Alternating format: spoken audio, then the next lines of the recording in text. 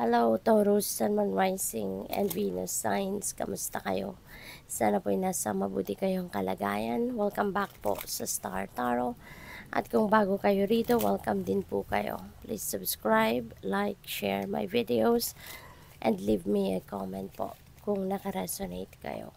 Thank you.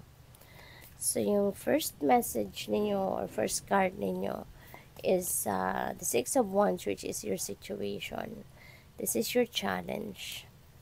This is your that is your challenge, that is your advice. At ito naman yung inyong outcome, no? Two of Swords. So, maganda kasi mayroong tagumpay, no? Sa ngayon, meron kayong mga makakamit na tagumpay. And this is the fruit, no, of your hard work. This is the fruit of your labor. So, pwede na related yan sa trabaho, pwede na related yan sa pwede na related sa trabaho, pwedeng related sa inyong career, sa inyong negosyo. So, whatever that is na pinagtrabahuan ninyo, whatever that is na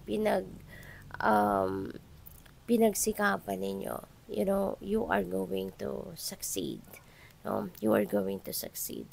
You are going to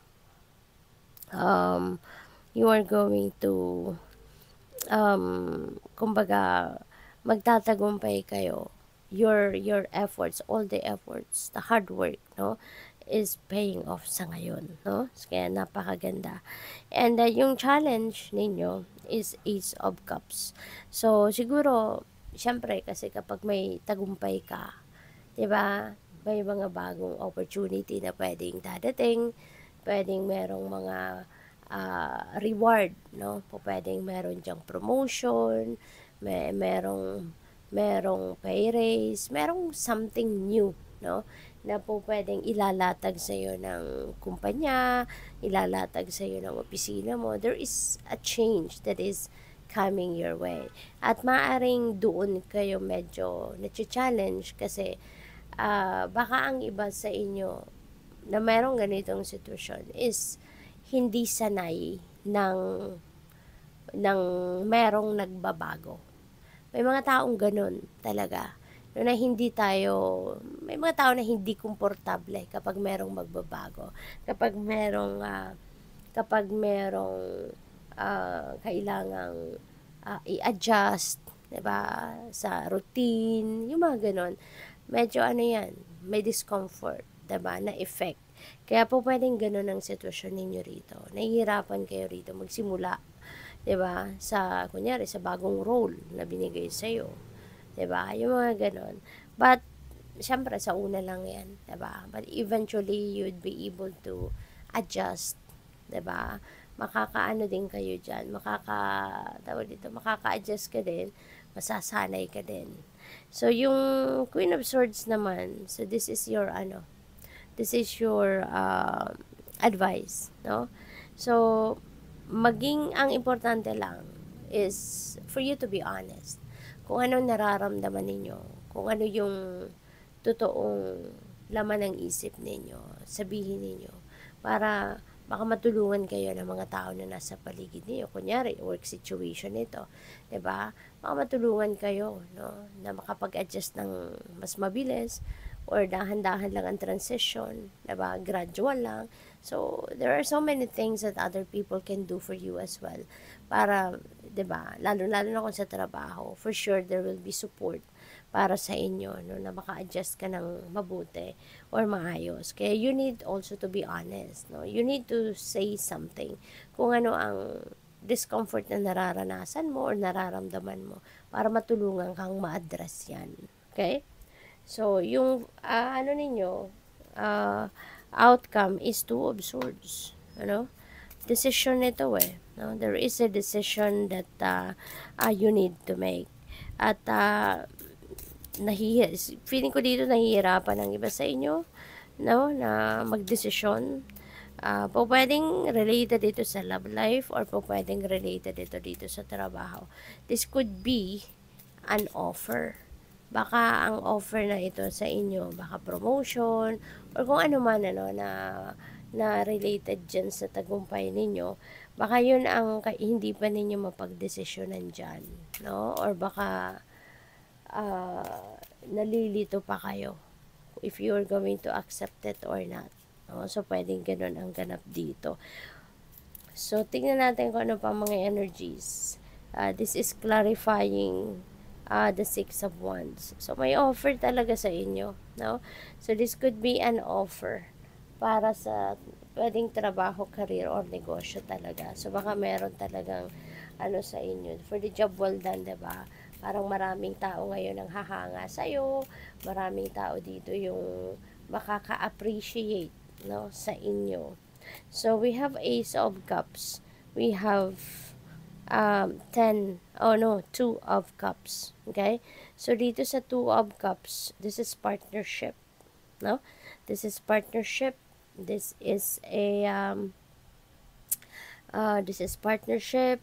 This is pwedeng ano ito pwedeng may nag-o-offer sa iyo dito ng partnership, pero baka hindi rin kayo komportable na mayroong katulong, mayroong kasama sa trabaho, parang ganun. No? Kaya pwedeng mahirapan kayo dyan magdesisyon if you're going to take that partnership or what. We have 5 of Cups, panghihinayang, no? So, baka meron talagang mga wrong decisions dito that you have made in the past. At ngayon nakikita ninyo na sana pala, 'di ba? Kinuha mo 'yun. Sana pala you took advantage of whatever that was.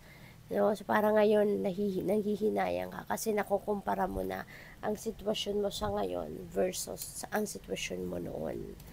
But tapos na 'yun eh. You can take back the hands of time. So move forward na lang.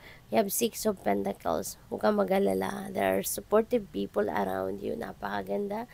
May mga tao, no, na makakatulong sa'yo. There are people that are willing to help you. 'Di ba? Kung anong kailangan mo sa ngayon, whether that is pera, whether that is emotional support, 'di ba? Whatever that is that you need right now, there are people that are going to help you. No? Kaya huwag kayong mag-alala. So, tignan natin kung ano pa ang mga messages ninyo.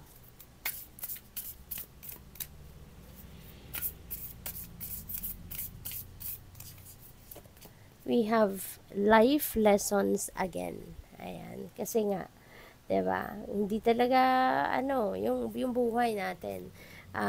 We don't stop learning, 'di ba? Lalo-lalo na sa mga nangyayari sa buhay natin. Lagi tayong merong natututunan, no? Lalo-lalo na doon sa mga hardships, doon sa mga chaotic situation, problematic situations natin. Laging meron tayong lagi tayong merong matututunan diyan, no? Kaya feeling ko dito, meron kayong marirealize sa mga nangyayari sa buhay ninyo ngayon. You are going to pick up now some lessons in life, which is really good. Kasi kapag di ba sa mga pangyayari sa buhay natin, kapag na-pick up mo agad kung ano yung lesson na dapat mong matutunan, ibig sabihin yan, magagawan mo na yan ng paraan. Mahahanapan mo na ng solusyon. No? So, what else? We have shedding, reducing losses, elimination, and completing a new metamorphosis. So, it's time to set higher goals. Alright? So, shedding old skin. Alright? Shedding old skin. Kayo ngayon, Taurus. So, maaari na merong mga kailangan kayong alisin. Baka may mga realizations kayo dito na may mga bagay na maiisip kayo na teka lang, parang this is na pabigat na lang ito sa buhay ko. Hindi na ito mahalaga sa ngayon. Kasi otherwise, di ba? If you're going to keep it, no, wala naman tong halaga na sa'yo, or hindi naman ito nakakatulong sa'yo, or hindi naman ito nagsiserve ng highest good ninyo, diba, mas lalo lang kayong ma-stress dyan. So, tingnan natin kung ano pa mga messages ninyo. We have by the book. Ayan, number 11. Right? So, masunurin din naman kayo, no? Masunurin kayo sa batas, masunurin kayo sa rules ng opisina, eskwelahan, sa bahay ninyo, sa trabaho, yun. So, masunurin kayo. And even in the universal law, diba? Mga law of attraction, law of giving and receiving, no? Masunurin kayo dyan. Sumusunod kayo as in nag-observe kayo ng mga ganyan. So, what else? Lupinus, sabi, protect your energy, ward off negativity, and set boundaries. Ayan. So, wag ninyong hayaan, diba, na kayo. Wag ninyong hayaan na so you'll be surrounded with negativity kasi hindi makakatulong yan sa'yo. So, paalala ito sa inyo. Protektahan ninyo ang inyong energy. Tanggalin ninyo kung ano man, no? Diba? May shedding kayo. So, maaari ngayon, you're going to realize it's about time na to release the negativity, negative energies, negative people sa buhay ninyo. Diba? So, mahalaga din ngayon na mag-build kayo ng healthy boundaries. Okay? It's about time now for you to set healthy boundaries para maano ninyo, para ang tawag dito, para maprotektahan ninyo ang inyong mga relationships. Kasi kapag merong sineset na boundaries sa kahit anumang klaseng relationship, makakaasa ka na mas matutulungan nito yung relationship ninyo na mas maging stronger, mas maging respectful, mas maging loving. At ang importante yung respeto talaga. You know, when you have boundaries, then of course you know and the people around you would know your limitations, 'di ba? Kaya 'yun ang makakatulong na magkaroon ng respeto sa bawat isa. So, good luck sa iyo. Thank you for watching Love and Light. Namaste.